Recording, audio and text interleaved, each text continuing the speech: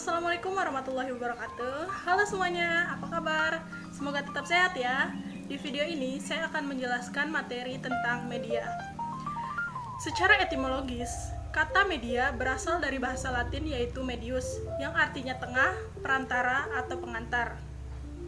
Istilah media pada umumnya merujuk pada sesuatu yang dijadikan sebagai wadah, alat, atau sarana untuk melakukan komunikasi.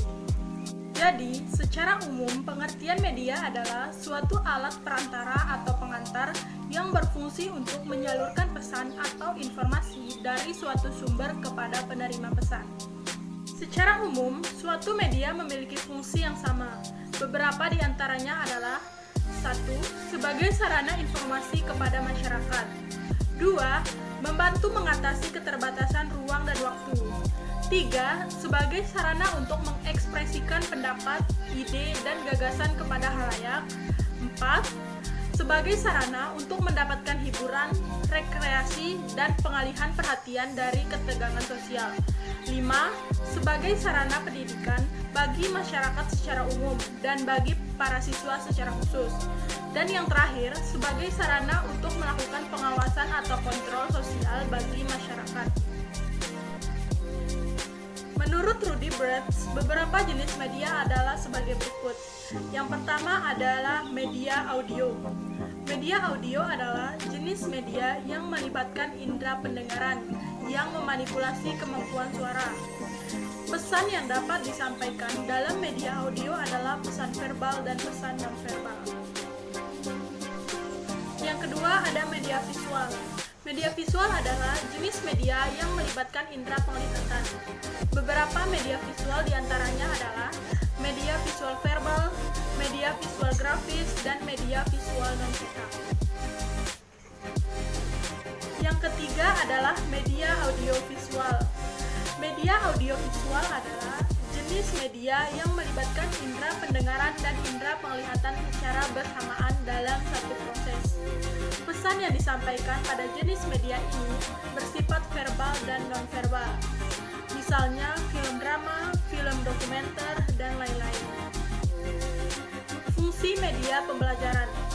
Media sebagai sumber belajar didasarkan pada kemampuannya untuk merekam, menyimpan, melestarikan, merekonstruksi, dan mentransportasikan suatu peristiwa atau objek.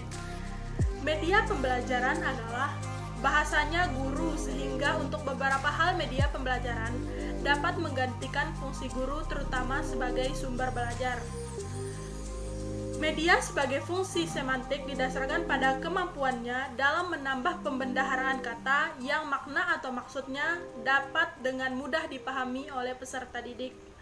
Sedangkan sebagai fungsi manipulatif, media memiliki kemampuan untuk mengatasi batasan-batasan ruang dan waktu, seperti kemampuan dalam menghadirkan objek atau peristiwa yang sulit dihadirkan dalam bentuk aslinya, kemampuan dalam menjadikan objek atau peristiwa yang menyita waktu panjang menjadi singkat, dan kemampuan media dalam menghadirkan kembali objek atau peristiwa yang telah terjadi.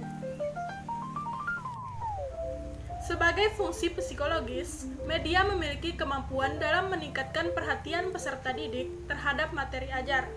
Selain itu, media juga mampu untuk menggugah perasaan, emosi, dan tingkat penerimaan atau penolakan terhadap sesuatu.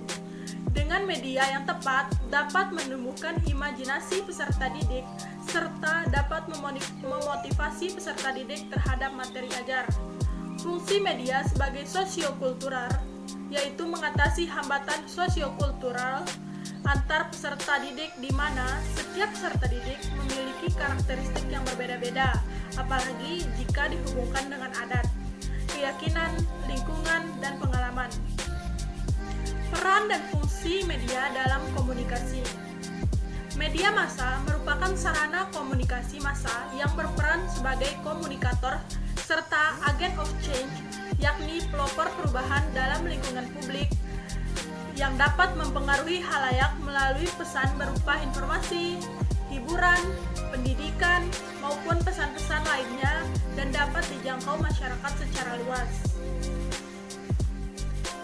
Nah, untuk kesimpulannya, dari penjelasan yang sudah saya paparkan sebelumnya, dapat disimpulkan bahwa pengertian media adalah suatu saluran komunikasi yang digunakan untuk menyebarkan informasi, berita, pendidikan, hiburan, data, atau pesan promosi. Media mencakup banyak saluran penyiaran seperti internet, majalah, televisi, radio, billboard, dan telepon. Nah, sekian dari penjelasan materi yang sudah saya jelaskan.